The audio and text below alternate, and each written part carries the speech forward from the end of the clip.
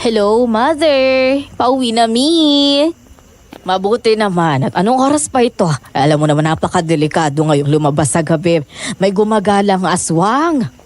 Sorry na, Mother. Kasi si bakla na-miss yata ako at ayaw kong pakawalan eh. Tumakas na nga lang ho ako eh. Nasan ka ba? Nandito na po ako sa main road. Ang dilim nga dito, Mother eh. Bakit ba kasi hanggang ngayon hindi pa rin to pinapalagyan ng ilaw ni Mayor? Aba, last year pa natin nirereklamo to ah. Pati itong kalsada. Ayun oh, lubak-lubak. Ano ba pinagagawa kasi ng lintik na mayor na yan? Nagpapalaki lang ng tiyan yan sa munisipyo eh. Ano pa nga ba? Huwag mo nang isipin yun at sisirain mo lang ang gabi mo. O siya, nabilisan mo. Mag-ingat ka, anak. Oho. Habang naglalakad ako ay malakas na ang kabog ng dibdib ko. Hindi ko na lang sinabi sa nanay ko, pero kanina ko pa nararamdaman na may sumusunod sa akin. Ang buhay ng Kristiyano ay masayang tunay, ha, masayang tunay, ha, masayang tunay. Yo, ang buhay ng Kristiyano ay masayang tunay. Yo, check it, break it down, yo, ha. Maya-maya ay bahagya kong pinaling ang ulo ko at sa gilid ng mga mata ay naaninag ko ang figura ng isang matangkad na tao na nakasunod sa akin. Sinasabayan ang bawat bilis ng hakbang ko. Alam ko na sa mga sandaling yon na hindi tao ang nasa likuran ko.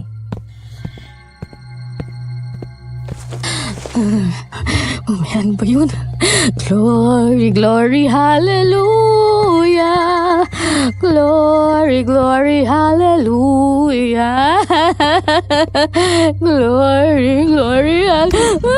Lord, pabilisin niyo na ho yung takbo ko. Parang awa niyo na. Kailangan ko na tulong niyo, Lord. Ayun na. Ayun na.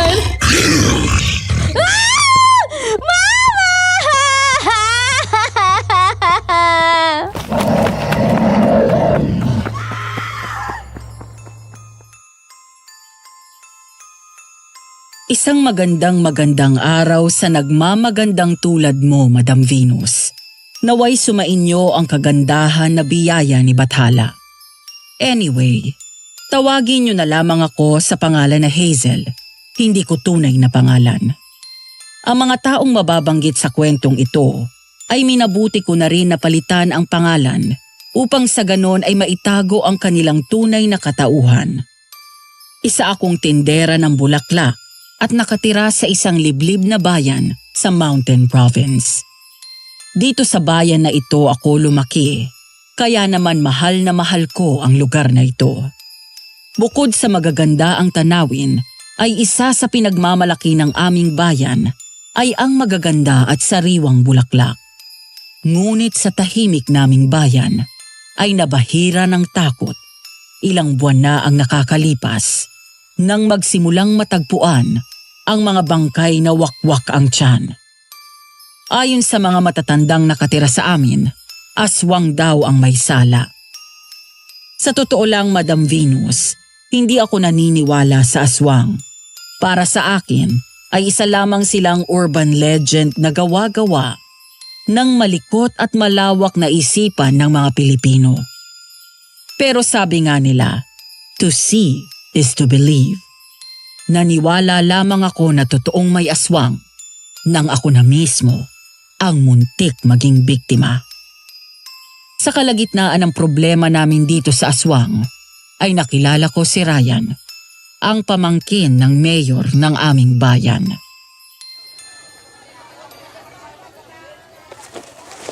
Maraming salamat po ulit, sir. Bulaklak at lambing sa gabi. Naku, tsak tanggal ang galit ni Mrs. Himas-himas din kasi pag may time, sir. Pasensya na kayo dito sa anak ko, sir, ha? Naku, maloko talaga ito. Uy! Kalain mo. Thank you sa tip, sir. Balik ulit kayo. God bless po. Tuwang-tuwa ako nang lumingon sa aking ina at bahagyang tumalon nang ipakita ang 300 na tip nito. Kinikilig akong pumasok sa loob ng tindahan at nilagay sa kaha ang pera. Ay, thank you, Lord. Sana lahat ng customer ganun kalaki mag-tip. Hi, Hazel, my love. Baby ko. Hoy, Alvin. Ikaw maganda yung simula nung araw ko. Huwag mong tangkain sirain, ha? Ito naman, napakasungit. Hindi ka na, baby ko. Para lalo kang gumanda, oh. Ano naman ba kasing masamang hangin yung nagdala sa'yo dito? Ay, ibibigay ko lang sana sa'yo itong bulaklak na to. May nagtitinda kasi dun sa may banda ron eh.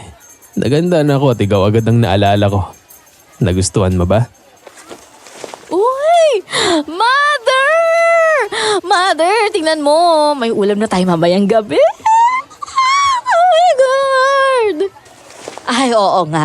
Ngayon lang ulit ako makakakain nito. My loves naman, oh. Binigyan na nga kita ng bulaklak eh. Anong ulam? Kita mo ikaw? Bibili-bili ka tapos hindi mo naman alam. Katuray to. Bulaklak ng katuray. Inuulam talaga to. Ay, ko talaga naman. Pero anyway, salamat ah. Nakatipid kami. Pambihira naman. Nawala kay Alvin ang atensyon ko nang may pumaradang magarang kotse sa tapat ng aming pwesto. Nang bumaba ang driver ng sasakyan at lumapit, ay saka ako lumabas.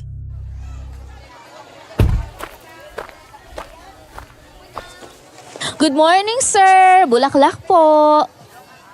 Hindi. May ita. Nang lumingon sa akin ang lalaki, ay hindi nito na ituloy ang sasabihin. Tinitignan ako nito na parang nagniningning ang kanyang mga mata. Napakunot noo ako matapos nitong ngumiti sa akin. Pero hindi ko maitatanggi. Gwapo ang lalaking nasa harapan ko. A real definition of tall, dark, and handsome. Mala Richard Gomez ang tipo ng level ng kagwapuhan. Maganda ang mga pares ng mata. Medyo makapal ang kilay. Matangos ang ilong. At natural na mapula ang mga labi.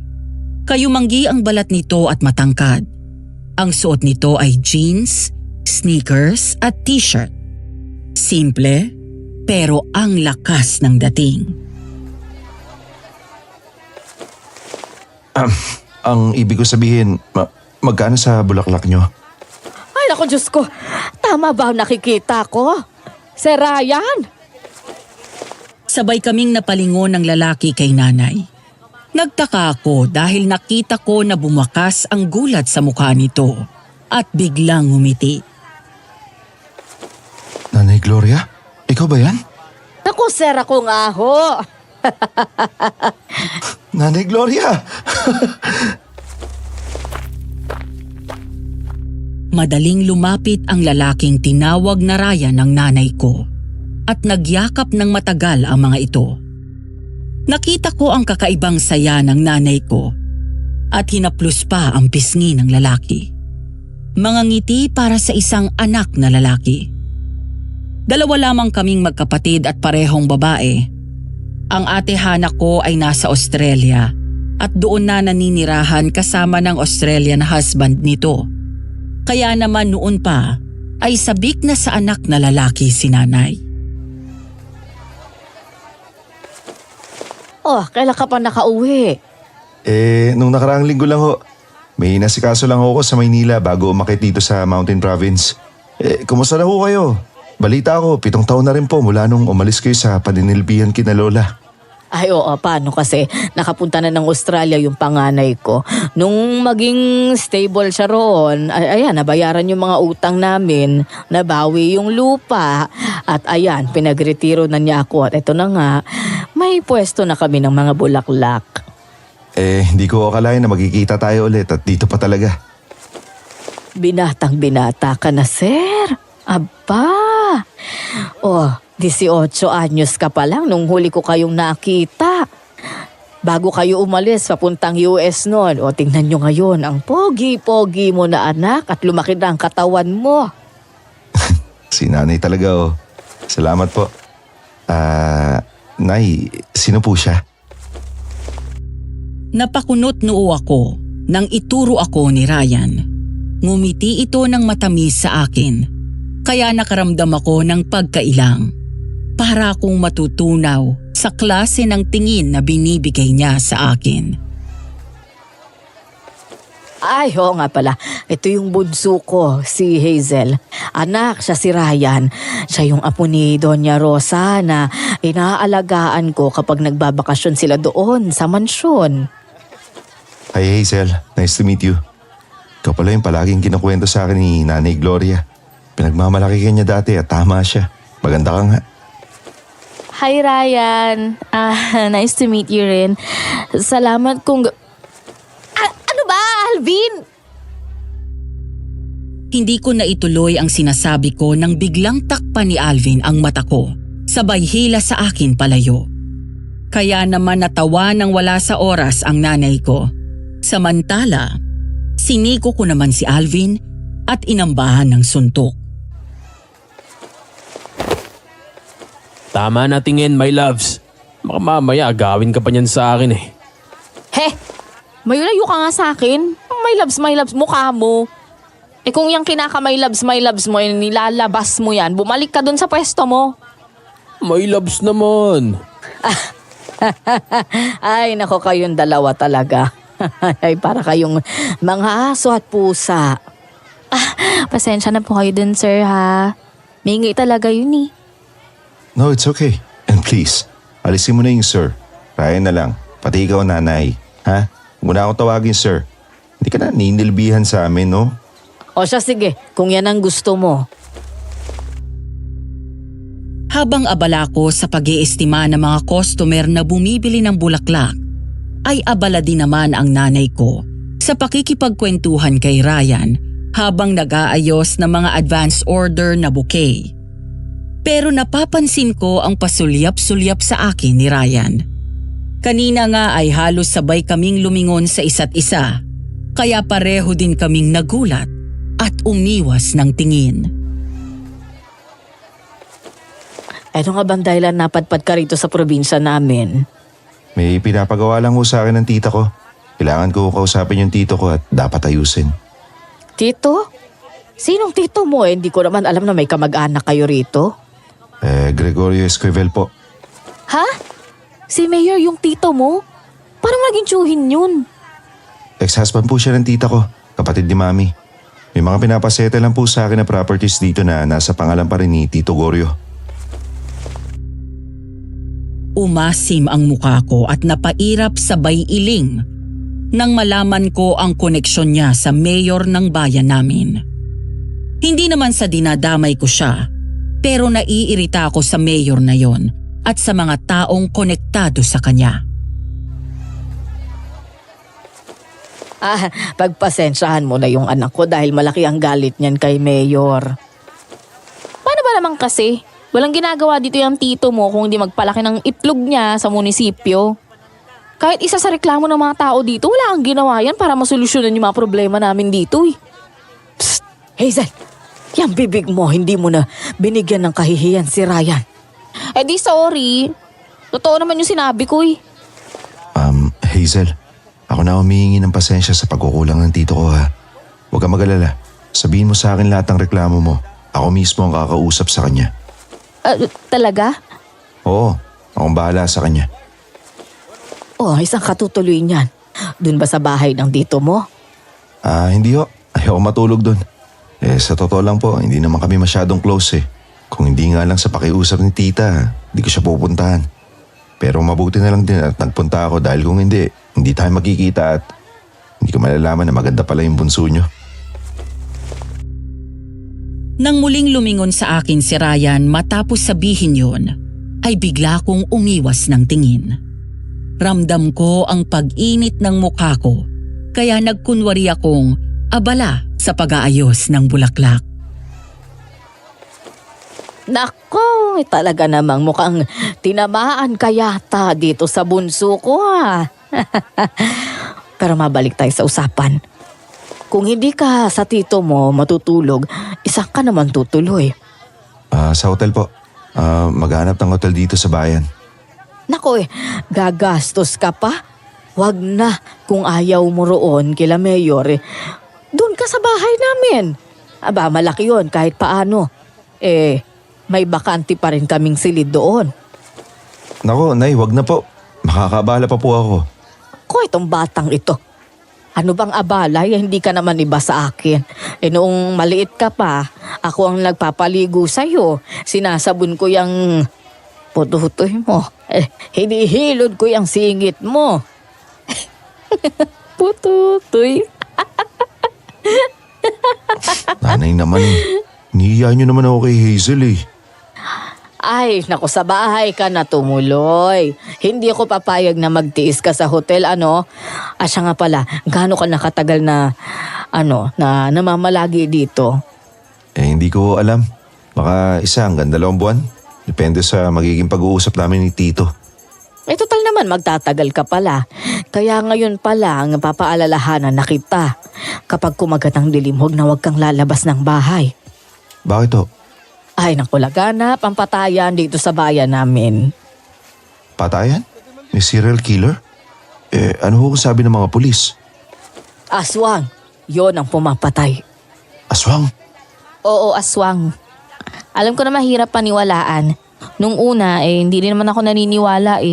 Hanggang sa ako mismo yung nakakita at habulin ng aswang. Kaya totoo sila, Ryan. 5 na ang namatay dito sa loob ng 2 buwan. Kung ganun, ano ho sabi ng mga pulis? Wala silang ginawa. At isa yan sa mga kinakagalit ko sa tito mo . Kahit kabi-kabila na yung mga buhay na nawawala, yung mga reklamo. Wala naman siya ginagawa . Kahit na ano pang reklamo namin sa kanya, wala, katunga nga lang siya. Naintindihan ko. Susubukan ko yung magagawa ko kapag nakita kami ni Tito. Matipid lang akong ngumiti kay Ryan nang buksan ko ang pinto ng bahay para patuloyin ito. Agad kong binuksan ang ilaw at nagmadali sa pagligpit ng mga naiwan naming kalat. Anak, iluto mo nga yung manok na binabad natin doon sa rep. Iprito mo tapos i-adobo mo yung kangkong. Opo, Nay. Oh, Ryan, ito nga pala yung magiging kwarto mo, ha? Dati ang gumagamit nito yung panganay ko. May sarili na ring banyo riyan, malinis yung kobre kama at mabuti na lang napalitan ni Hazel kahapon. Salamat po, Nay Gloria. Nang pumasok ang nanay ko sa kwarto, maya-maya ay lumabas naman si Ryan. Nakasuot ito ng jogging pants at hoodie. Grabe ang lamig. Wala pa yan, lalo na kapag ka magpapasko. Hanggang February, yun talaga malamig. Tulungan na kita. Diba, wag na, kaya ko na to. Sige lang, wala naman akong ginagawa . Habang nagpiprito ako ng manok, ay naghihimay naman ng mga dahon at tangkay ng kangkong si Ryan. Medyo awkward, Madam Venus. Hindi ko rin maintindihan, pero sanay naman akong humarap sa ibang tao. Ngunit kapag nasa paligid ko si Ryan, ay natatameme ako. Boyfriend mo ba yon? Sino? Yung lalaking tinakpan ng mata mo kanina. Si Alvin? Sus, Ginoo. Naliligaw yon pero hindi ko boyfriend yun, no?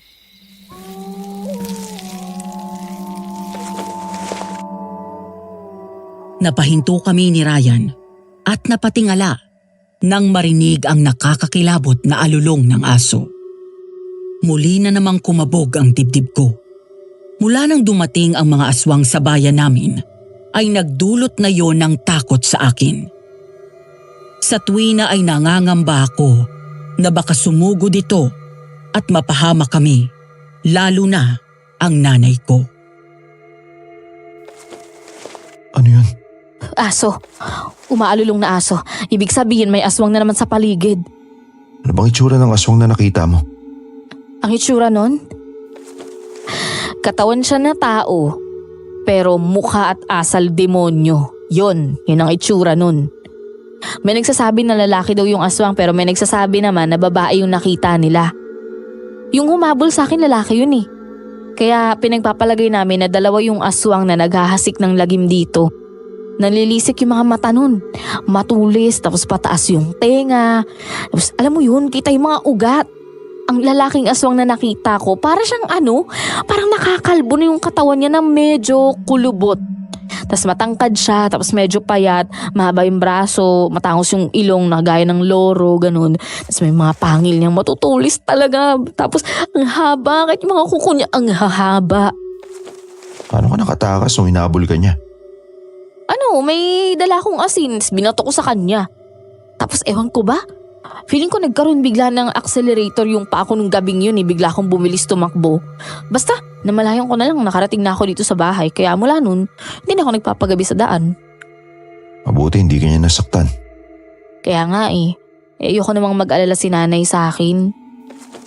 Hazel, kung may kailangan kayo, sabihin niyo lang sa akin. Alam mo, parang pamilya na yung turing ko at ng pamilya ko kay Nanay Gloria.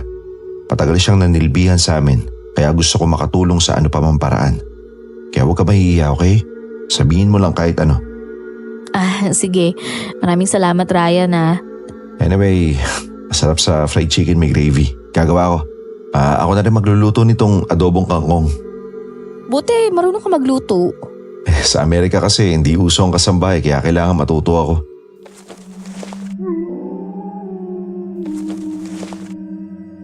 Muli na naman kaming natigilan. Napalingon sa paligid at sabay kaming nakiramdam. Nang muling tumahimik ang paligid, ay nagkatinginan kami.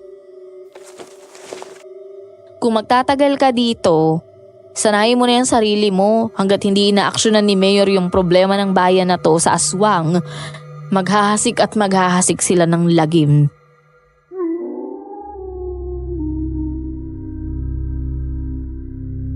Iba't ibang kulay ng roses, daisy gerbera, lily, chrysanthemum, tulips at iba pang klase ng bulaklak.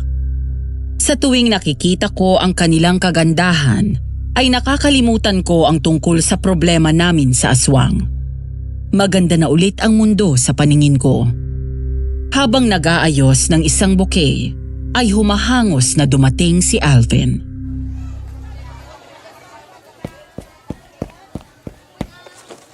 Uy, my loves. May nakita na naman patay dun sa may talahiban. Babae na naman ang biktima. Sige, kunwari nagulat tayo ha. Ha? Talaga? Sino daw yung pumatay?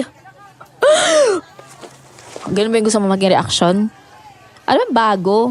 Malamang hanggat hindi kumikilos yung mayor natin, mauubos tayo dito sa bayan. Ito naman ang dami agad sinasabi. Totoo naman eh. Bakit bang laki ng galit mo kay Mayor? Ay, hindi pa ba obvious?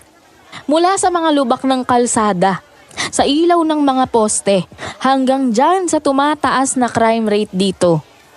Wala namang ginagawa yan eh. Sinong hindi magagalit?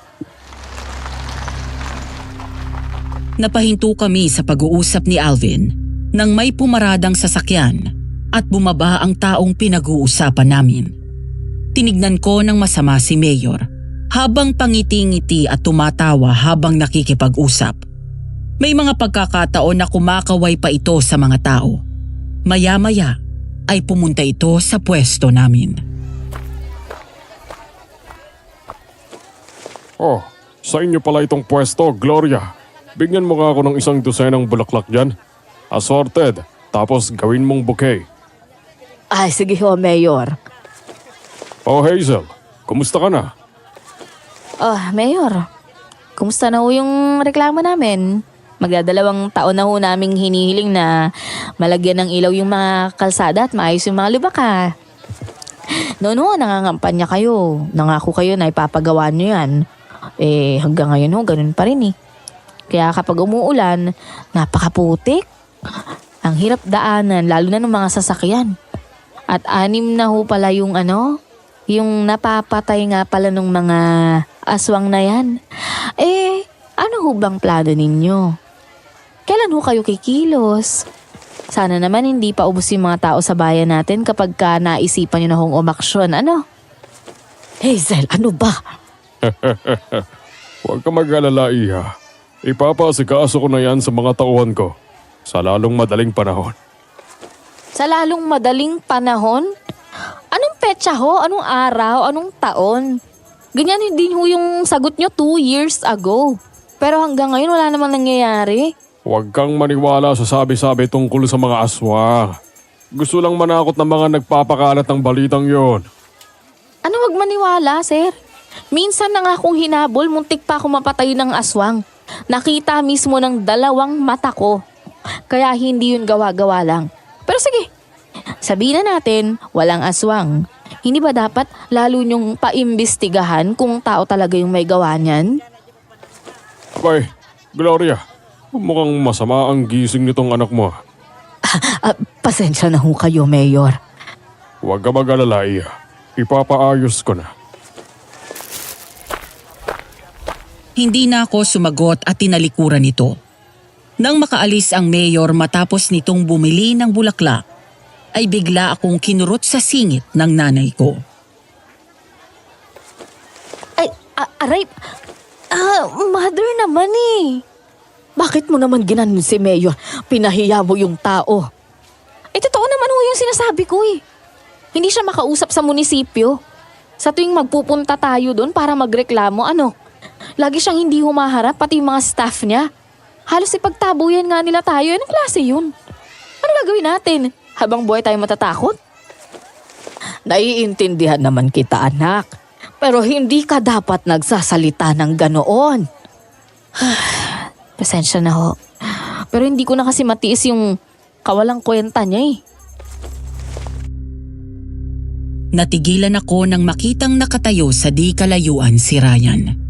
Alam ko na narinig nito ang mga sinabi ko. Kanina ay matapang ako nang kaharap ko si Mayor. Ngayon si Ryan na ang nasa harap ko. Bigla akong napahiya. Oh, Ryan, nariyan ka pala. Kumusta yung lakad? Ayos lang po. Nagdala pala ako ng lunch nyo. Tara, kain tayo. Ako nag-abala ka pa talagang bata ka.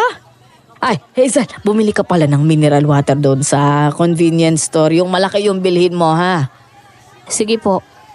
Samahan na kita. Habang naglalakad kami ni Ryan, ay pareho kaming tahimik. Hindi ko alam kung paano ko siya sisimulan na kausapin. Nakaramdam ako ng hiya dahil sa inasal ko. Matapos kong ipunin ang lakas ng loob sa dibdib ko, ay tumikhim ako at nagsalita. Pasensya ka na sa mga narinig mo, ha? Ayos lang. Ako nga nahihiya eh. Pero, naiintindihan mo naman siguro yung pinanggagalingan ko, di ba?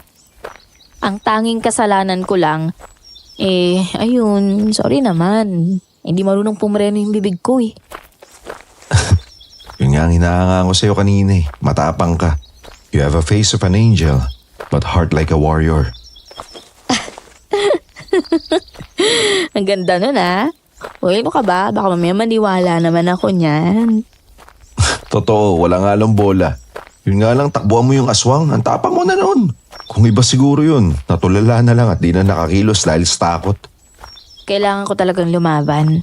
Dahil walang makakasama si nanay pag nawala ako. Huwag kang mag-alala. Yung mga reklamo mo kay Tito, ako na mismo ang kukulit sa kanya. Kapag wala pa rin siyang ginawa, pues ako ang kikilos. Anong gagawin mo? Hindi mo naman tungkulin yun eh. Trabaho yun ni Mayor. Kung hihintay natin kumilos yun, baka marami nang napatay ang aswang na yun. Salamat, ha. Buti na lang umuwi ka dito. Sa totoo nga lang, nung unang nalaman ko na pamangkin ka ni Mayor, ayoko na sana sa'yo eh. Feeling ko kasi, pare-pareho lang kayo kasi magkakamag-anak kayo. Pero, nagkamali pala ako na hinusgahan kita. Pasensya ka na ulit, ha. Wala yun, naiintindihan ko naman. Kung ako sa'yo, mahihiya ako. Pagkatapos mong bastusin si Mayor, nilalandi mo naman yung pamangkin niya. Oh, narinig mo yun, Ryan? Nagsasalita pala yung kambing. Sumasabang, hindi naman kinakausap. Hoy! Ako ba yung pinaparinggan mo? Siguro. Depende na lang kung sa tingin mo sa sarili mo mukha kang kambing. Baka nga ikaw yun. Aba, bruhang to ah. Ang sabihin mo, malandi ka. Aba, syempre. Ikaw nga ganyan na nga yung mukha mo pero may lakas ka pa ng loob lumandi. Ako pa ba? Sinasabi mo bang pangit ako? Ha? Kumpara sa kambing? Naman, impacta ka! Mas impacta ka naman. Pakialamera. Kung sa'yo ayos lang na walang ginagawa yung lokal na pamahalaan para ayusin yung problema dito sa bayan, pues ako hindi. Palibasa kasi sip-sip ka eh. Malandi ka naman.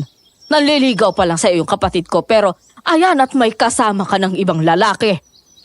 Pinapaasa mo lang si Alvin. Hoy, kahit kailan hindi ko pinaasa yung kapatid mo. Mabuti na lang hindi ko type yan dahil ayokong magkaroon ng hipag na gaya mo. Ne. Impacta ka talaga. Mas impacta ka. Hazel, tama na yan. Kung na makipag-away, ali ka na.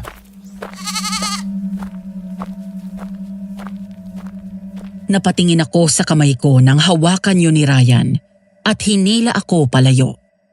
Pagkatapos ay umakbay pa ito sa akin.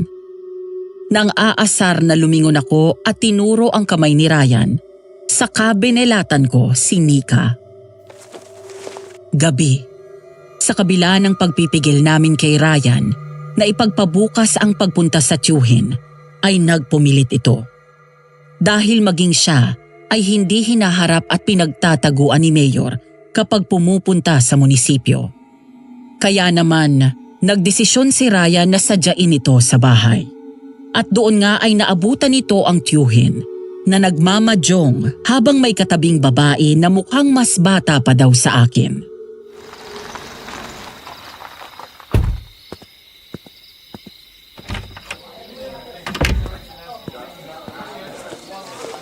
Tito, pwede ba tayo mag-usap? Ryan, anong ginagawa mo dito? Gabi na. Hindi mo ba nabalitaan na may gumagala daw na aswang dito? You left me with no other choice. Hindi lang mga residente dito sa bayan ang pinagtataguan mo at hindi hinaharap. Pati ako.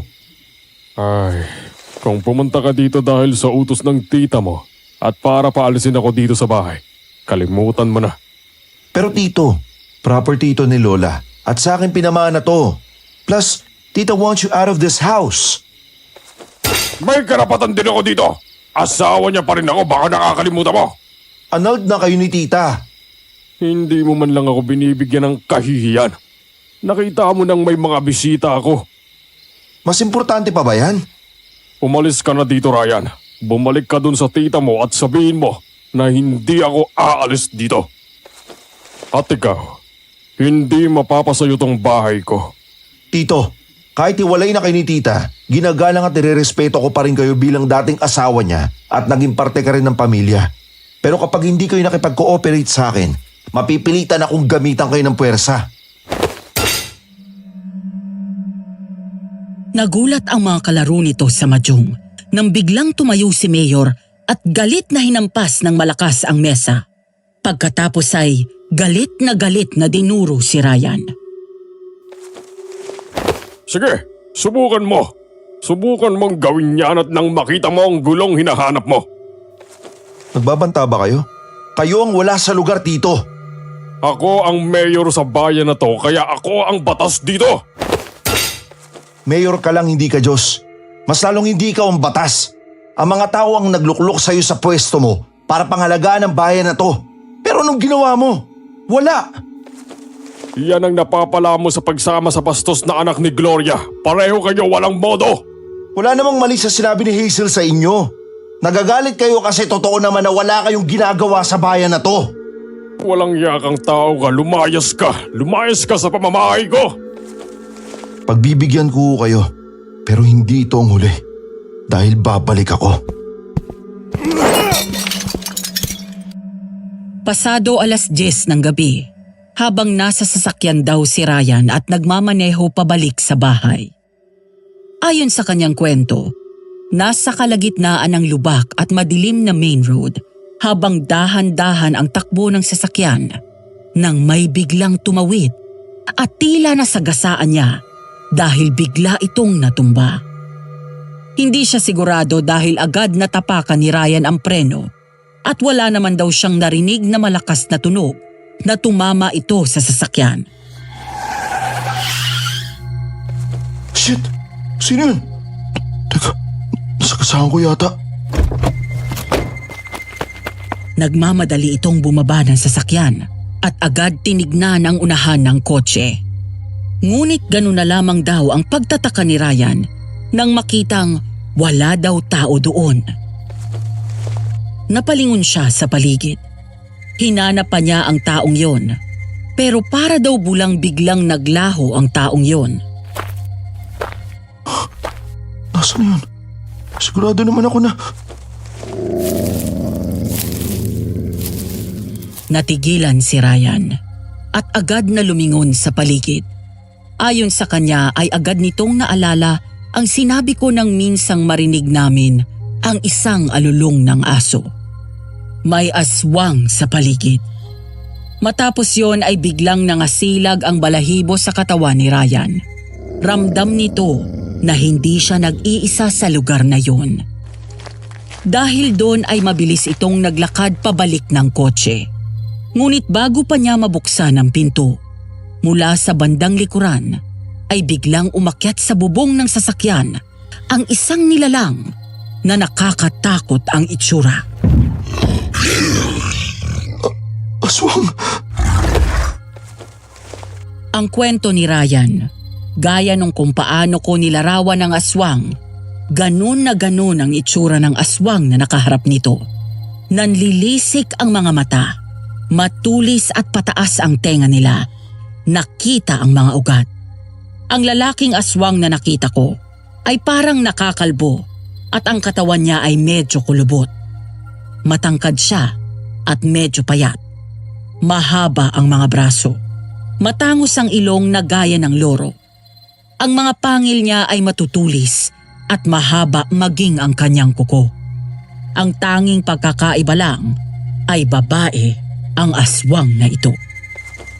Biglang napaatras si Ryan nang mapansin na anumang oras ay tatalon papunta sa kanya ang aswang.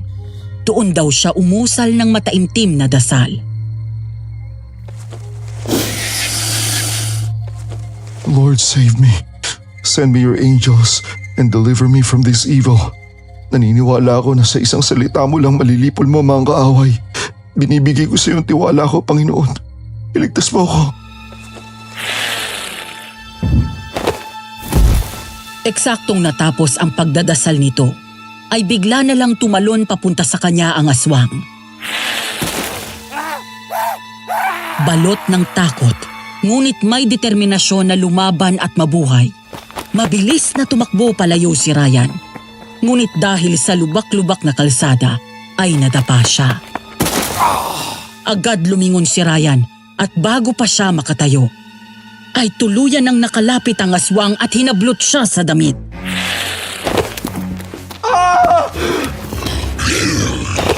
Ayon kay Ryan, ay tila galit na galit ang aswang at malakas ang angil nito. Tila hayok sa laman. Nang sinubukan niyang sagpangin ang kanyang leeg, pero agad nakaiwas si Ryan. Matapos makadampot ng malaking bato at pinukpok sa mukha ng malakas ang aswang. Iwan mo ako! Demonyo ka! Agad yung sinamantala ni Ryan. Sinuntok niya ng malakas sa mukha ang aswang. Nang bahagya itong mapalayo sa kanya, ay sinipa naman niya ito sa tiyan. Doon ako biglang dumating at binato ng asin ang aswang.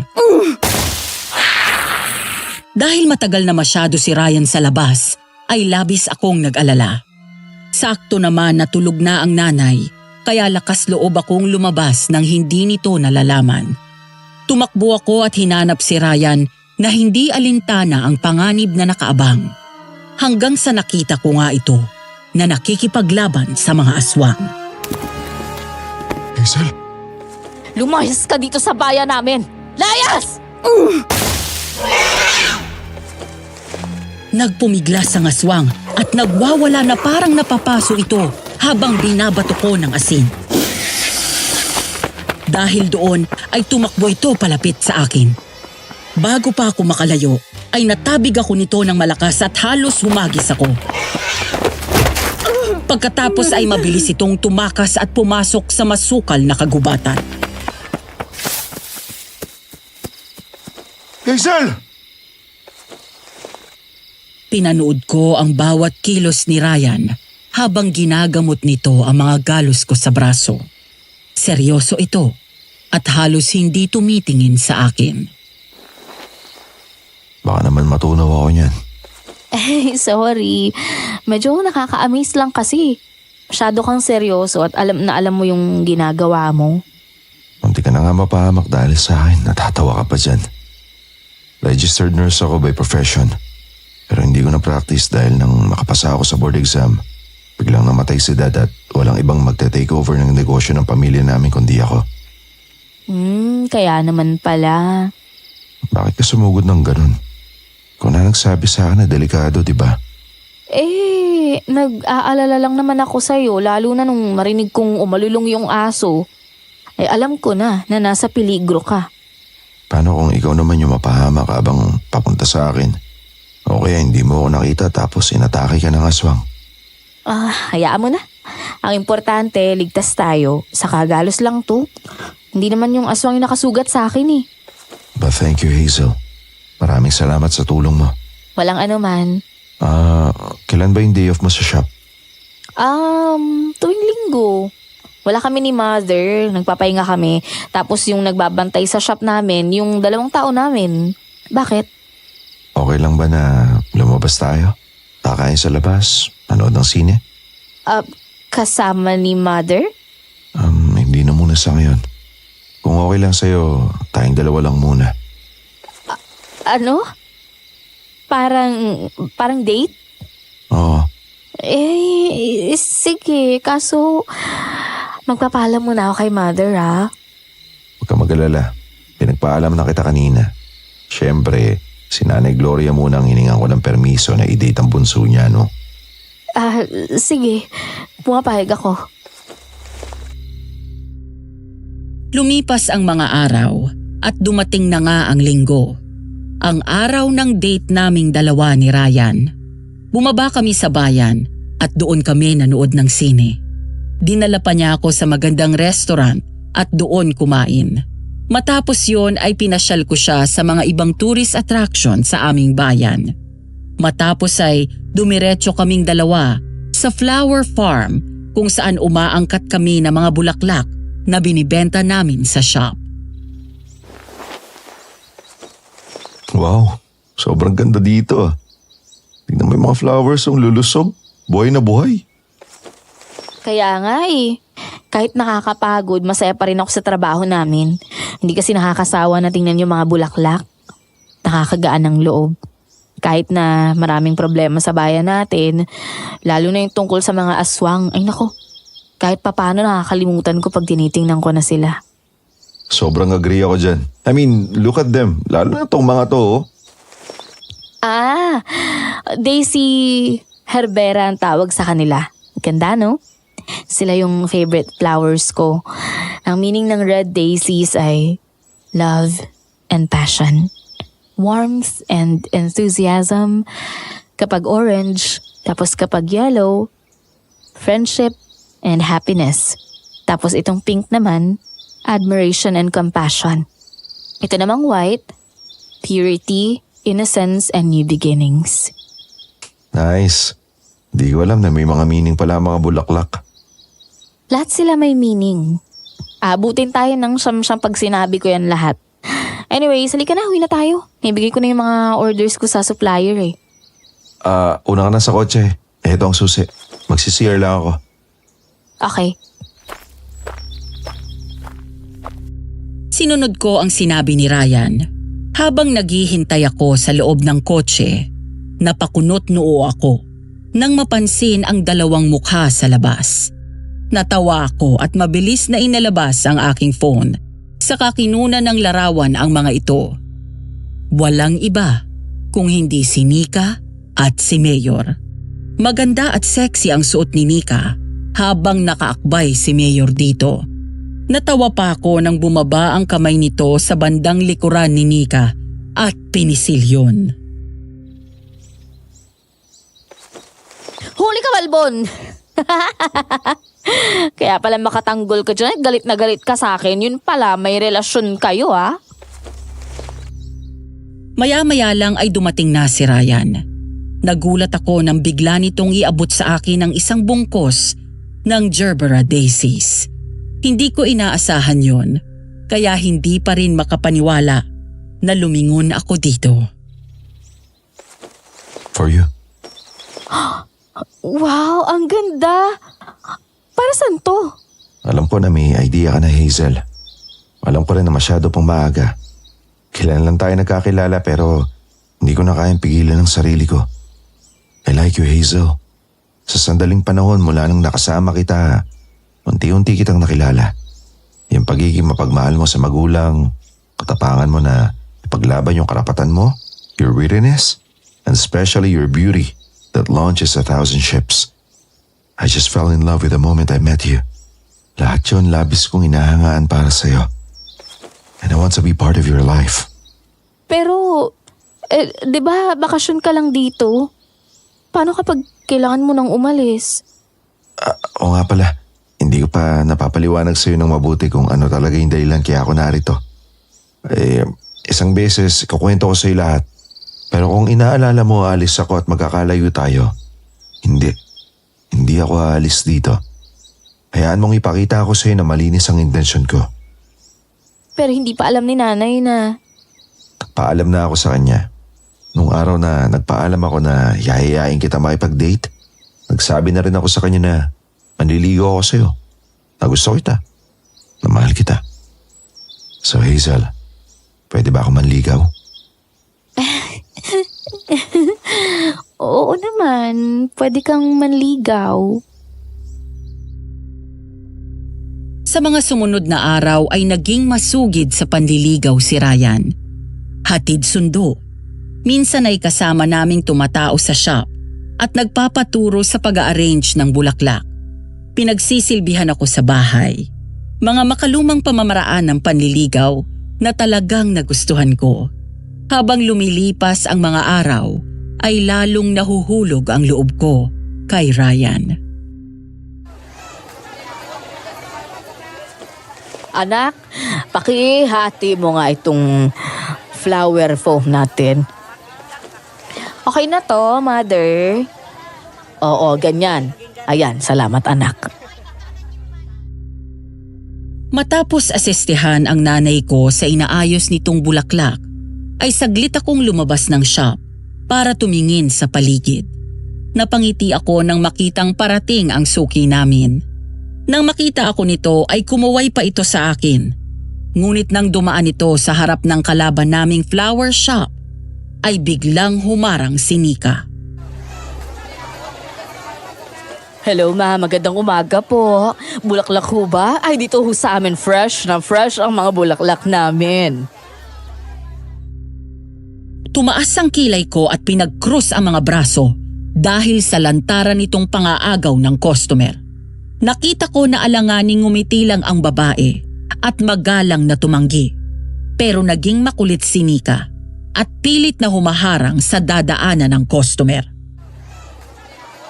Sige na ma'am, dito na ho kayo bumili. Mas maganda kaming mag-ayos ng mga bulaklak. At wag na ho kayong bumili dun sa kabila, may impact taroon. Natawa na lamang ako nang mainis ang customer at literal na hinawi nito si Nika, saka dumiretso sa shop namin. Nang makita ako ni Nika, ay galit na pinukul ako nito ng tingin. Pero natigilan ako nang lumapit ito at mapansin ang maliliit at medyo dark brown na parang paso sa balat ni Nika. Hindi lang yun, napansin din niya ang malaking pasa sa mukha nito na parang sinuntok. Ma'am, pasensya na ho kayo dun ah. Ganyan talaga kapag desperada na eh. Sige ho, pasok na kayo sa loob. Andun po si nanay. Anong sabi mo? Desperada. Desperada. Hindi ako desperada. Naawa lang ako sa mga customers dahil mawalang kwenta yung mga binibigay mo sa kanila. Oh, talaga ba? Talaga? Ay baka sa kabila ng lahat bumabalik-balik pa rin sila dito. Next time next time na sumukan mong mamirata, galingan mo naman, girl. Ikaw na babae ka? Matagal na akong pikon sa'yo eh. Ha?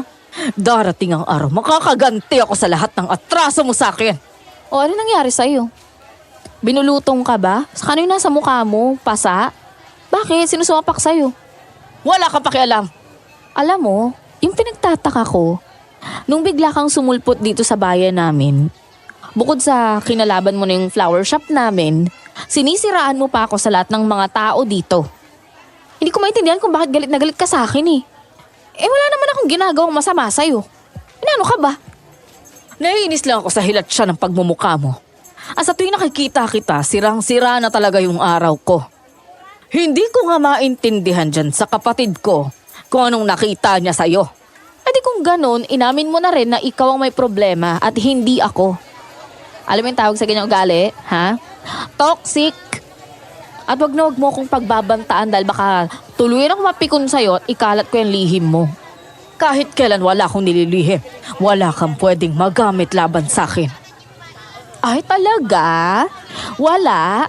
So wala lang yung nakita kong malapit sa farm. Ikaw tapos yung suot mo, naka-black dress na sexy, kita yung cleavage. Tapos kasama mo si...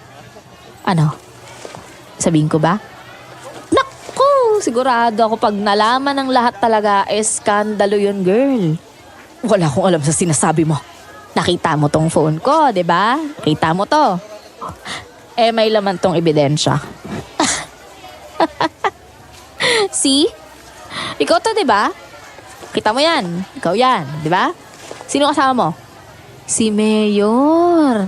Ah, husay.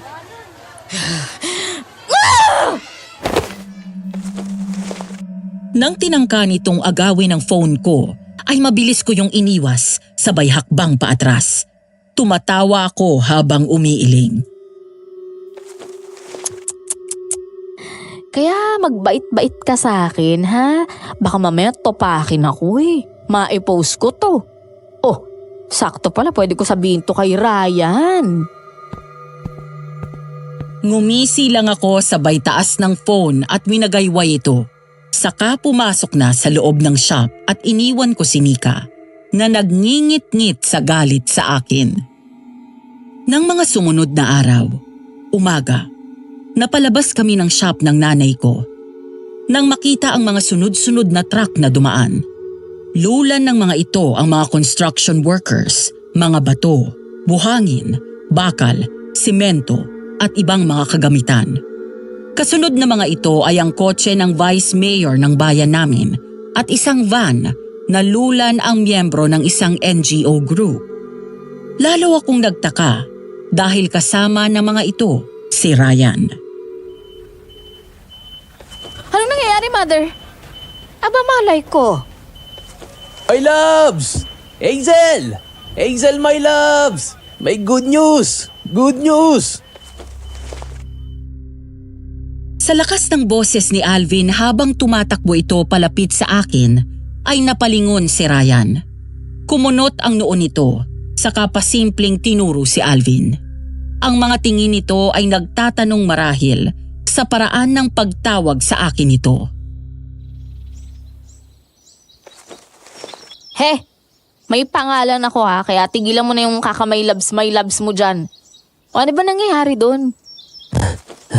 Gagawin na daw yung kalsada. Lalagyan na raw ng mga ilaw. Oh, talaga? Ay, mabuti naman kung ganon. Sa wakas magliliwanag na yung daan natin dito. Himala yata at kumilos si Mayor. Hindi, si Mayor. Si Vice Mayor. Sa tulong daw ng isang NGO. Eh teka, anong ginagawa ni Ryan dun? Umeepal na naman. Huwag ka masyadong didikit dyan, my loves. Baka mamaya, kawin ka pa niyan sa akin eh. Hazel, Oh, Ryan. Nabalitaan ko, gagawin na daw yung kalsada. oo. Hintayin mo, sila magpapaliwanag sa'yo. Ilang sandali pa ay may lumapit sa aming dalawang lalaki na mga miyembro ng NGO. Nakipag-coordinate daw si Ryan sa opisina ni Vice Mayor at dinulog ang problema ng mga residente sa lubak-lubak na kalsada at street lights. Pagkatapos ay may pinakilala itong NGO na tumulong sa funding para magawa ang kalsada. Sa tulong din ni Vice Mayor ay nakakuha ang mga ito ng permit para maumpisahan ang project. Ang unang beses mo palang na sinabi sa akin, lumapit na ako kagad sa tita ko, yung asawa ni Mayor. Marami kasi siyang connection sa iba't ibang politiko at nagkataon na malapit na kaibigan niya si Vice. Kaya hindi ako nahirapang lumapit at humingi ng tulong. Matagal na raw yan sinasabi ni Vice kay Tito. Pero kahit siya, puro oo lang daw yung sagot pero hindi naman ginagawa. Pero paano yan? 'Di ba galing sa magkalabang partido si Mayor tsaka si Vice? Tsaka na magagalit yan si Mayor sa'yo dahil nakipagtulungan ka sa kanila. Wala na akong pakialam, Hazel.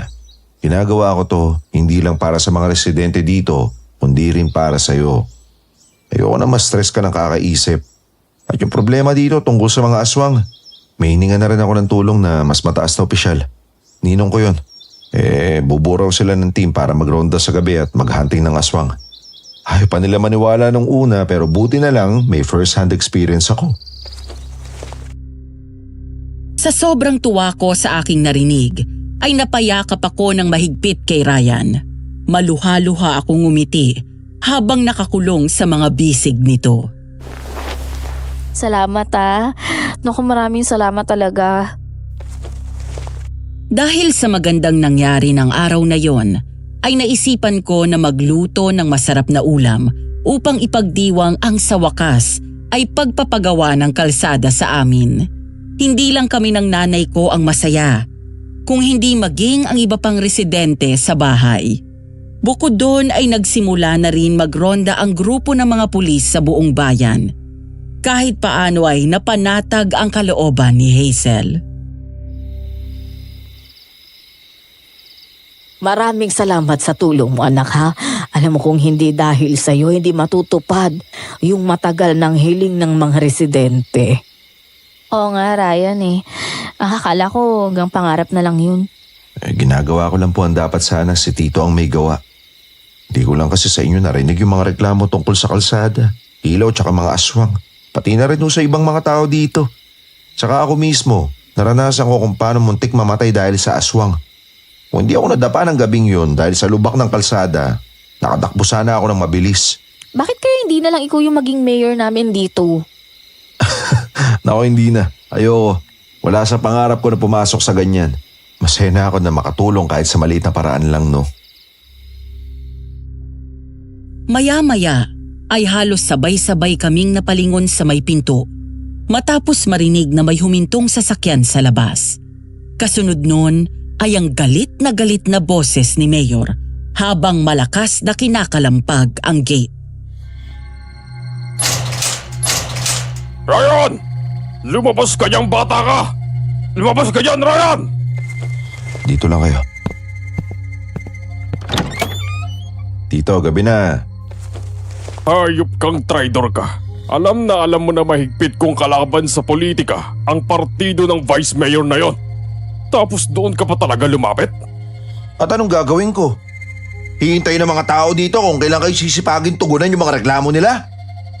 Tito, matagal na dapat naayos yan. At si Vice Mayor mismo ang naglakad ng papeles pero hindi matuloy dahil hinaharang mo ang permit. Wala akong alam sa sinasabi mo at huwag kang makikialam. Makikialam ako dito dahil hindi kaya ng konsensya ko na makita araw-araw ang mga tao ditong nahihirapan dahil sa mga problemang pinagsasawalang bahala mo lang. Tama. Siguro may balak ang kalabanin ako sa susunod na eleksyon, ano? Kaya nagpapalakas ka sa mga tao dito. Kahit kailan hindi ko pinangarap na pumasok sa politika, alam nyo yan. Dahil kahit wala ako sa posisyon, kaya kong tumulong sa mga tao. Hindi gaya nyo. Naturingan ka mayor ng bayan na to, pero ikaw walang silbi. Lumayas ka dito sa bayan ko. Umalis ka at bumalik ka dun sa walang kwentang pamilya mo. Hindi ako aalis hanggat hindi ko nababawi ang bahay ng lola ko mula sa inyo. Akin ang bahay na yon. Ryan! Tama na yan. Ikaw na babae ka. Sigurado ikaw ang naglason sa utak ng pamangkin ko eh. Mawalang galang na ho, Mayor Pero hindi ko na ho kailangang impluensya niyang pamangkin niyo. Dahil kahit sinong tao na nasa matinong pag-iisip, makikita lahat ng problema sa bayan na to. Sinasabi mo bang wala akong katinuan? Ay, hindi yung sa akin ang galing yan sa inyo yan galing. Nakita mo na? Nakita mo na ang ugali ng babaeng yan? Walang mali sa sinabi niya, Tito. At bakit kayo galit na tumutulong si Ryan? Hindi ba dapat magpasalamat nga kayo? Dahil may iba nang gumagawa ng dapat trabaho nyo. Wala na kayong gagawin kung hindi humilata, humuyakoy, maupo sa munisipyo, magpalaki ng tiyan. Hazel, tama na yan. Ako na dito. Tito, ang mabuti pa umalis na kayo. Ito ang tatandaan niyo. May araw din kayo sa akin. Ba't nagbanta pa talaga, no? Mahusay. Nang makaalis ito ay saka kami bumalik sa loob ng bahay at nagpatuloy sa pagkain. Nakita ko ang lungkot sa mga mata ni Ryan ni hindi ito makatingin ng diretso sa amin ni Nanay.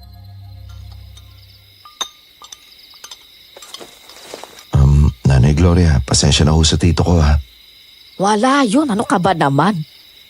Oo nga, wala ka namang kasalanan dun Ang mabuti pa, tapusin na ninyo yung pagkain nang makapagpahinga na kayo. Opo. Alas 11 ng gabi, paglabas ko ng kwarto, ay nadatnan ko na bukas ang pinto at nakasandal sa hamba si Ryan. Tahimik at tila malalim ang iniisip. Nang isarado ko ang pinto, ay sakalang ito lumingon sa akin. Bakit nandyan ka? Baka matsyempuhan ka ng aswang dyan. May mga nakasabit naman na bawang tsaka nagpapahangin lang ako. Iniisip mo pa rin ba yung nangyari kanina? Oo, tsaka yung plano kong pagpapalis sa kanya. Ano nga pala yung tungkol dun sa bahay na sinabi mo? Oo nga pala, hindi ko pa naikukwento. Yung bahay na tinitira ni Tito, bahay yun ng lola ko. Pinamana ni lola yung sa tita ko matapos nila magpakasal ni Tito. Ngayon na maghiwalay sila, si tita umalis sa bahay. Dahil wala naman silang anak, sa akin pinamana yun ni tita at ang instruction niya sa akin paalisin ko na si Tito doon. Kaya lang nagmamatigas siya at inaangkin na yung bahay. Pati itong bahayan na to, inaangkin niya. Grabe talaga yan si Mayor, no? Saan kaya kumukuha ng kapal na mukha yan? Ayoko sanang umabot sa ganito pero napipilitan akong puwersahin siya na umalis sa bahay. Taon na rin yung binigay sa kanya ni tita para makalipat ang bahay pero ayaw niya talagang umalis Kaya ngayon napipilitan akong paalisin siya ng puwersahan. Manatapos din yung problema mo, tiwala lang. Salamat lagi ka nasa tabi ko. Wala yun.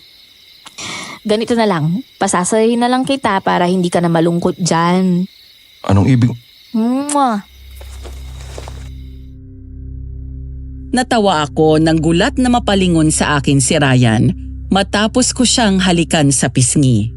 Pagkatapos ay hinawakan ko ito sa kamay. Yes. Yes. Sinasagot na kita, Ryan. Mula ngayon, tayo na. Biglang tumuwid ang tayo nito at naminilog ang mga mata na lumingon sa akin. Natawa ako dahil niyakap lang ako ni Ryan ng mahigpit at doon marahan na tawa. Talaga? Totoo ba yung narinig ko? Sinasagot mo na ako? Oo nga. Wala nang bawian Wala na. Mahal na mahal kita, Hazel. Iingatan ko ang puso mo. Wala akong gagawin na intensyon na makakasakit sa'yo. Mahal din kita, Ryan. Hindi ako tumanggi nang halikan ako ni Ryan sa labi. Naramdaman ko na nagtayuan ang mga balahibo sa bato ko matapos kong maranasan ang unang halik na yon sa buong buhay ko. Niyakap niya ako ng mahigpit at hindi naghihiwalay ang mga labi na sinarado nito ang pinto. Pagkatapos ay ngumiti kami sa isa't isa. Hello, Mother. Baka naman mag-zumba kayo ng mga amiga mo hanggang madaling araw, ah. Aba, yang balakang nyo, Mother. Tornilyo na lang humahawak ho dyan. Hoy, Hazel. Hindi pa ako matanda, ha? Anong tornilyo? Aba, magaling pa akong gumiling. Baka akala mo.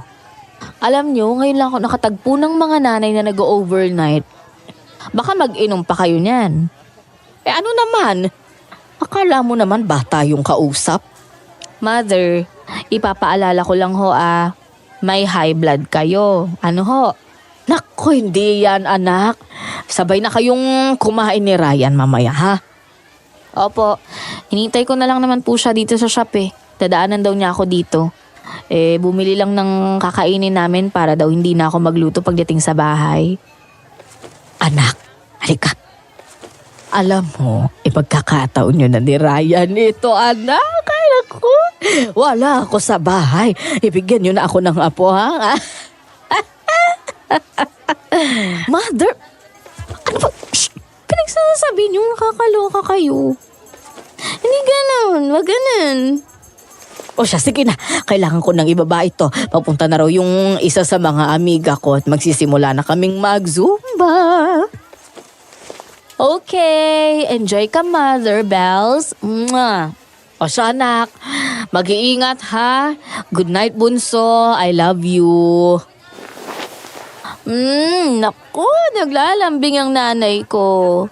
I love you too, Mother.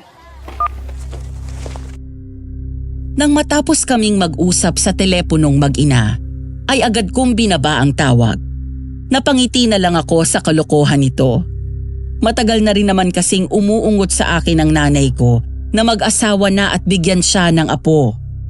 Maya-maya ay dumating na rin ang hinihintay ko. Sinalubong ko ng ngiti si Ryan nang bumaba ito sa kotse. Agad akong hinalikan nito sa labi. Bakas ang pagod sa mukha nito dahil sa maghapong trabaho sa opisina ng NGO at sa pag-aasikaso ng problema nito kay Mayor. Sarap naman kapag laging gano'n ang salubong sa akin. Kumusta yung lakad mo? Ayos naman. Malapit ko na makuha yung mga kailangan kong papeles para mapalis si Tito sa bahay. Ano, ready ka na umuwi? Oo, kukunin ko lang yung gamit ko. Pagtalikod ko ay natigilan ako nang makita sa di kalayuan si Alvin. Nakatitig sa aming dalawa at tila anumang oras ay maiiyak na. Nagkatinginan kami ni Ryan. Sige, kausapin mo muna siya. Hintayin na lang kita dito. Alvin, Oh, ano yun, Hazel? Bakit mo siya inalikan, ha? Kayo na ba? Alvin, oo, kami na. Ano? Ang akala ko. Paano ako? Alam mo naman na gusto kita noon pa. Alvin, alam mo na naman noon pa, 'di ba? Tinapat na kita na pagkakaibigan lang yung kaya kong ibigay sa'yo. Kahit na. Alam mo naman na gusto kita eh. I'm sorry. Tagal-tagal na akong nanliligaw sa'yo ah. Tapos dumating lang yung bagong salta na yan dito, nagustuhan mo na agad? Alvin, alam mo, hindi dapat ako nagpapaliwanag sa'yo eh. Pero sige, para sa ikatatahimik mo. Hindi ko naman pinili na mahalin siya agad eh. Basta, nangyari na lang. Isa pa, hindi talaga tayo ubre, simula pa lang eh. Alam mo na malaki ang galit sa akin ng ate mo. Wala akong pakialam kay ate. Ako na lang, Hazel, pakiusap. Ako na lang. Nabigla ako nang hablutin ni Alvin ang braso ko, sabay hila at yakap sa akin. Nagpumiglas ako at pilit itong itinulak. Hanggang sa mabilis na tumakbo si Ryan palapit sa amin at tinulak ito ng malakas. Pagkatapos ay tinago ako nito sa likod para tuluyang mailayo kay Alvin. Ano ba? Sinabi ng ayaw sa'yo eh. Kasalanan mo to eh. Masyado kang epal. Nanligaw ako na maayos kay Hazel. Hindi ko pinilit ang sarili ko sa kanya at kusa niya ako minahal. Yun lang yun. Kung hindi ka marunong tumanggap ng pagkabigo, it's all on you. Ikaw ang may problema, hindi si Hazel. Pero wag na wag kang umarte na akala mo pinaasa ka niya. Bigla akong iniwas ni Ryan nang sumugod si Alvin at sinubukang suntukin ito. Pero hindi ito pinatulan ni Ryan. Sa halip ay bawat sugod nito, panay ang kanyang pag-iwas, kaya panay ang subsob nito sa lupa. Dahil doon ay mas lalo itong nanggigil sa galit.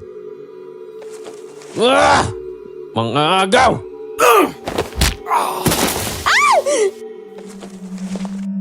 Nagulat ako nang bigla itong salubungin ni Ryan ng suntok, kaya napahiga ito sa lupa.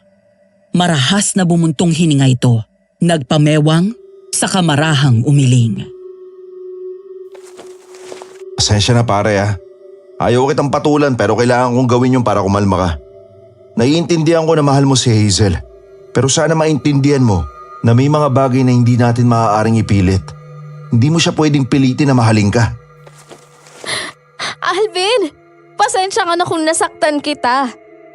Pero wala eh. Wala talaga eh. Kaibigan lang yung pwede kong ibigay sa'yo.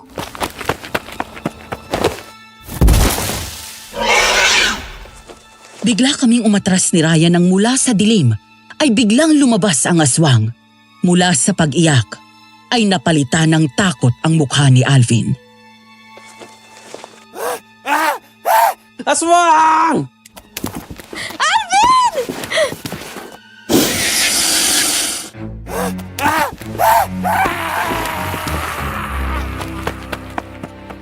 Mabilis na napaatras si Alvin at nang tumayo ay agad kumaripas ng takbo.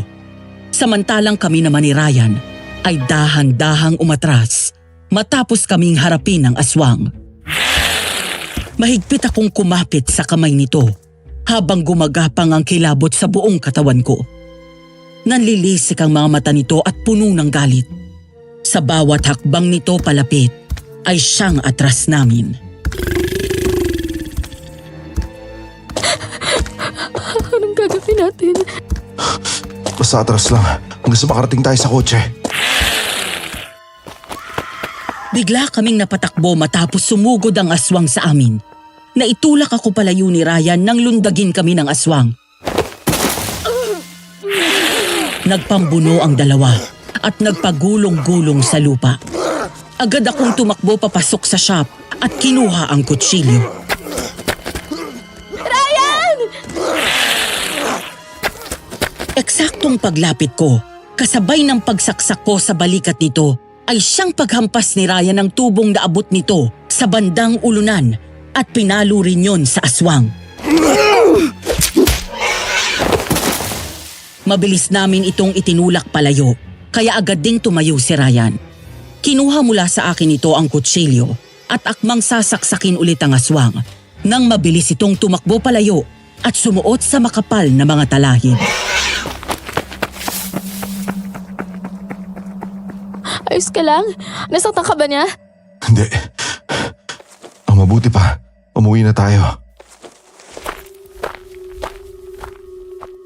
Agad naming sinara ang flower shop at agad sumakay sa kotse ni Ryan. Habang nasa biyahe kami, ay isang tawag ang natanggap ko. Hello? Ano ho? Nasaan ang nanay ko? Tulala, nangangalumata habang nakasuot ako ng itim mula ulo hanggang paa. Bumaba ako mula sa tricycle at tumingala sa gusali sa harap ko. 1 linggo na nang matanggap ko ang balita na kahit sinong anak ay hindi gugustuhing matanggap. Nang gabing pumunta ang nanay ko sa bahay ng kaibigan, pinasok ng aswang ang bahay na tinutuluyan nila. Napaslang ng aswang ang buong mag-anak at kasama sa nasawi ang nanay ko. Gumuho ang aking mundo, Madam Venus. Hindi ko akalain na ang pag-uusap namin ng gabing yon ay ang huling beses ko na palang makakausap ang nanay ko.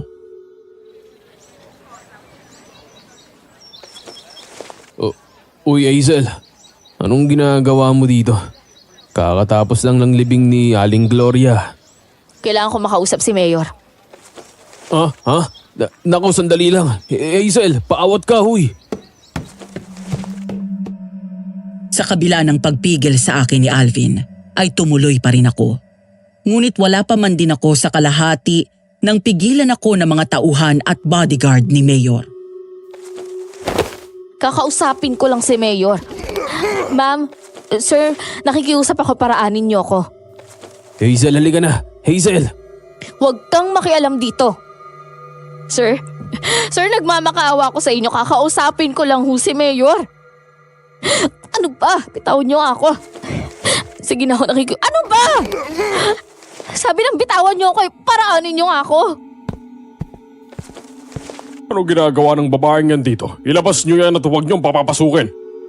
Mayor! Ano ba ha?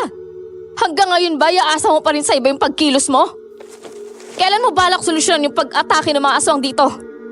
Hindi ko na problema yon. Bakit ko gagawin yon? Baka mamaya ako pakainin ng aswang na yan eh. Bakit hindi ka lumapit doon sa magaling yung vice mayor? Ganyan ka na ba talaga kahayop? Lantaran mong pinapakita na wala kang pakialam. Kahit na namamatay na yung mga residente dito dahil sa mga aswang na yan. Ilabas niyo na nga ang pesteng babaeng yan. Hayop ka! Wala kang kwenta! Sa susunod na eleksyon, sisiguraduhin kong hindi ka na makakabalik sa pwesto mo. At talagang matapang ka ha? Tingnan natin. Ilabas niyo na yan.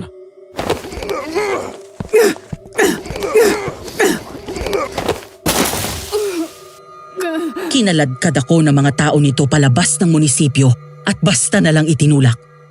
Kaya nahulog ako ng 5 baitang mula sa landing pababa ng simento. Dahil doon ay nagulat ang mga ito at napasigaw. Hanggang sa biglang may bumuhos sa akin ng tubig at binato pa malapit sa akin ang timba. Ito, anong ginawa mo? Yan, magsama kayo ng babaeng yan. Sobra na kayo ha! Wala akong pakialam kung ano ang tingin niyo sa akin. Lumayas na kayo dito. Agad hinubad ni Ryan ang jacket nito at pinatong sa balikat ko. Nanginginig ako sa lamig na inaalalayang tumayo ni Ryan at Alvin. Sinubukan kong pigilan si Hazel kaya lang ayaw makinig eh. Ayos lang.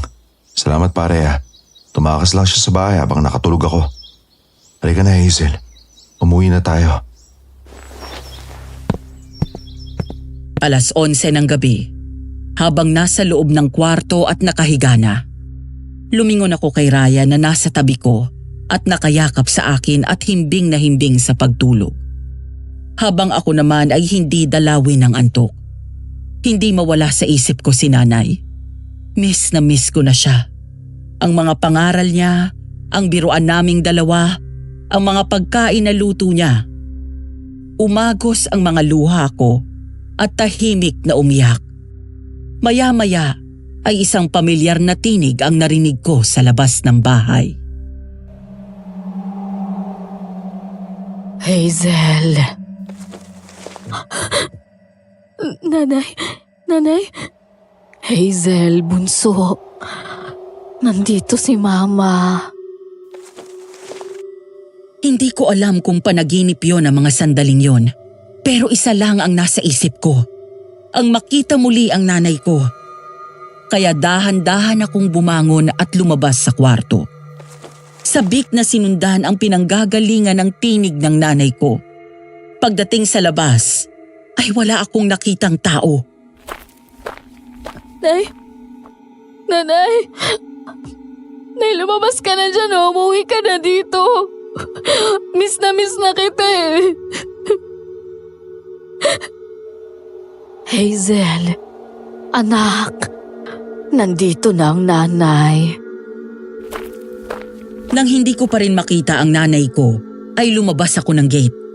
Dahil sa sobrang pangungulila ko sa aking ina at sa kagustuhan na makita siyang muli, hinanap ko siya sa paligid hanggang sa biglang lumabas si Ryan. Anong ginagawa mo dyan? Gabi na, pumasok ka dito. Ryan, si nanay. Narinig ko yung boses ni nanay, nandito siya. Nandito siya, bumalik siya. Mahal, wala na si Nanay Glo...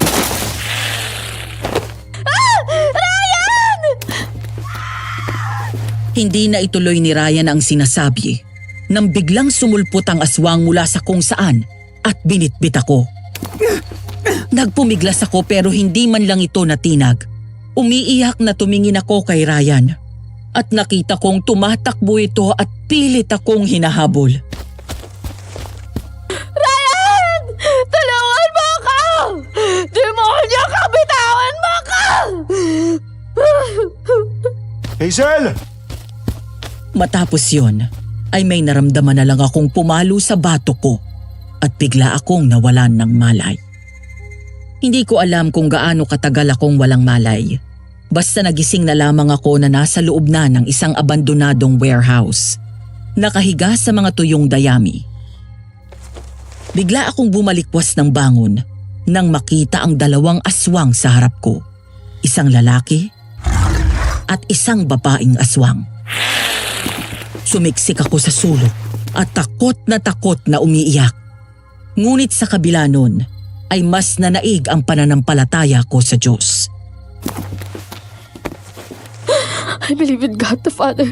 I believe in Jesus Christ, His only Son. Panginoon, iligtas niyo ako. Alam ko na mas makapangyarihan kayo higit sa kanino man. Mariin akong pumikit nang biglang lumapit sa akin ang lalaking aswang at pinadaan ang dulo ng matalas nitong kuko sa mukha ko. Bigla akong napasigaw nang kalmutin ako nito sa braso at agad yung dumugo. Maya-maya ay sumugod naman sa akin ang aswang na babae at akmang dudukutin ang tiyan ko nang pigilan ito ng isa pang aswang hanggang sa nagsalita ito.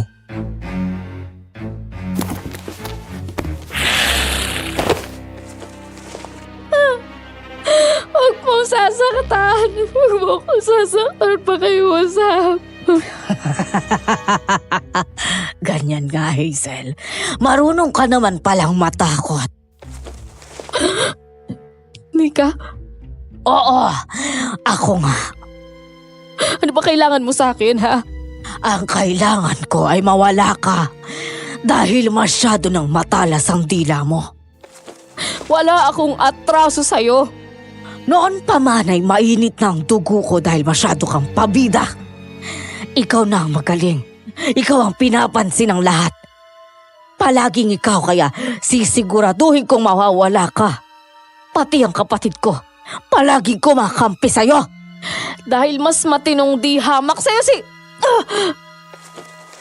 Bigla akong natigilan at napaatras lalo nang tumingin sa isa pang aswang. Doon ko napagtanto ang katotohanan. Sandali. Ang ibig sabihin, si Alvin. Aswang din si Alvin. Masyado ka ng maingay na babae ka. Binigyan na kita ng babala sa pamamagitan ng pagpatay ko sa nanay mo. Pero talagang matapang ka, ha? Dahil sa kaingayan mo, marami kang naimpluwensyahan at tumalikod sa akin. Pati na rin si Ryan. Di ikaw si Alvin. Kung ganun ikaw si... Hazel! Nabuhayan ako ng loob nang makita ko si Ryan at kasama nito ang mga pulis. Tumakbo ito palapit sa akin pero bigla akong hinablot ng aswang na lalaki sa damit. At sinakal ng mahigpit at inangat ako sa lupa. Kaya doon napahinto si Ryan at inangat ang kamay. Pakiusap, wag mo siya sasaktan. Umiiyak na tumingin ako kay Ryan na lumuluha na sa labis na pag-aalala. Kasabay nito ay hinanda ko na ang sarili ko sa maaaring maging katapusan ko. Kung mawala man ako ng mga sandaling ito, ipinagpapasalamat ko pa rin na nakita ko ang mukha ng taong mahal ko sa huling pagkakataon. Papatayin kita, Mayor! Sinira mo ang buhay ng ate ko! Ah!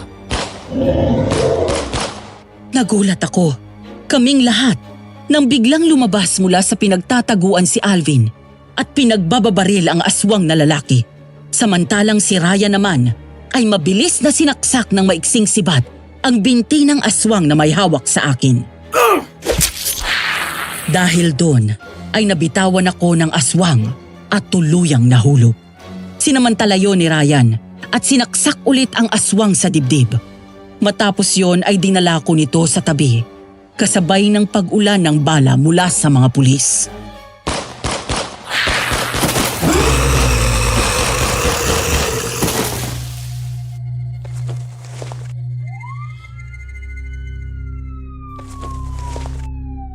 Paano naging aswang si Tito? Hindi ko rin sigurado kung tama ito eh. Nakwento lang din sa akin ni ate. Matagal na rin kasi ang lihim na relasyon ni ate at Mayor eh. Basta ang kwento sa akin ni ate, isang beses daw ay nagalit daw si Mayor sa isang matandang babae. Gaya mo, Hazel, nagpunta lang ang matanda sa munisipyo para humingi ng tulong. Yun, nagalit si Mayor. Nilait-lait daw ito ni Mayor at sinigawan. Basta, ang naaalala niya, hinawakan lang daw ng matanda si Mayor at basta may binigkas na parang dasal na hindi maintindihan ni ate. Matapos ang isang linggo bigla na lang daw siyang naging aswang. Si ate ang una niyang biktima. Nakagat niya si ate at naging aswang din ito. Kailan mo pa nalaman na aswang si Nika? Itong nakaraang araw lang. Noong gabing nagkaroon tayo ng komprontasyon dun sa shop niyo. Hindi ba tumakbo ako paalis nun? Nagtago ako pero mula ron sa pinagtataguan ko ay nakikita ko pa rin kayo. Tapos nung tumakbo ang aswang at nagtago sa talayban, maya-maya ay lumabas si Ate Nika kung saan na unang pumasok ang aswang. Bukod doon, may sugat din siya sa balikat sa parte kung saan mo sinaksak ang aswang. Kinumpronta ko si ate at doon siya napilitan umamin. Sila ni Mayor ang tulong sa pagpatay ng mga tao dito. Kaya pala wala siyang ginagawang aksyon kahit anong reklamo niyo. Yung pala siya mismo ang aswang. Hazel, ako na ang humihingi ng tawad sa mga ginawa ng ate ko. Bago pa man siya maging aswang malaki na ang insecurity niya sa'yo. Hindi ko rin alam kung bakit. Basta mula nung lumipat kami dito sa bayan, inis na siya sa'yo. Kalimutan mo na yun. Ikaw, paano ka? Babalik na lang ako sa Maynila. Doon ako magbabagong buhay ulit. Pasensya ka na rin sa pangungulit ko ha. Pare, pasensya na. Alagaan mo si Hazel ha. Ingatan mo siya. Akong bahala sa kanya. Ka na mag-alala. Nang makaalis si Alvin ay mahigpit kaming nagyakap ni Ryan. Ang samot-saring takot na naramdaman ko kanina ay unti-unting natunaw ngayon na nakakulong na ako sa mga bisig niya. Matatahimik na tayo. Salamat sa pagdating at sa pagliligtas mo sa akin ha. Pwede ba naman kita pabayaan? Mawala na lahat, wag lang ikaw. Paano si Mayor? Paano natin ipapaliwanag to sa mga tao? Ako nang bahala doon. Ang mabuti pa, pumunta tayo sa ospital para magabot yung sugat mo. Hanggang ngayon, Madam Venus, sa tuwing binabalikan ko ang mga nangyari, ay parang isang panaginip lamang ang lahat. Isang masamang panaginip na totoong nangyari. Sa kabila ng hustisyang nakamit ko sa pagkamatay ni nanay, hindi na naibalik ng hustisya na yun ang kanyang buhay. Dahil sa posisyon ni Mayor at sa maselan at hindi kapanipaniwalang pangyayari, minabuti ni Ryan na palabasin na namatay sa aksidente si Mayor at si Nika. Ang tungkol sa pagiging aswang nito ay nanatiling lihim sa pagitan namin at ng mga alagad ng batas na nakasaksi sa lahat. Kami naman ni Ryan ngayon ay kasal na at may 2 ng anak. Hindi ito tumakbong mayor ng bayan namin sa kabila ng kaliwat kanan na panghihimok dito. Sa halip ay patuloy itong naging aktibo na head ng isang NGO habang pinatatakbo ang negosyo namin na flower farm. Sana ay may natutunan kayo sa aking kwento. Huwag kayong matatakot na magsalita at ipaglaban ang inyong karapatan. Hanggang dito na lamang at maraming salamat po sa inyong lahat. Nagmamahal, Hazel.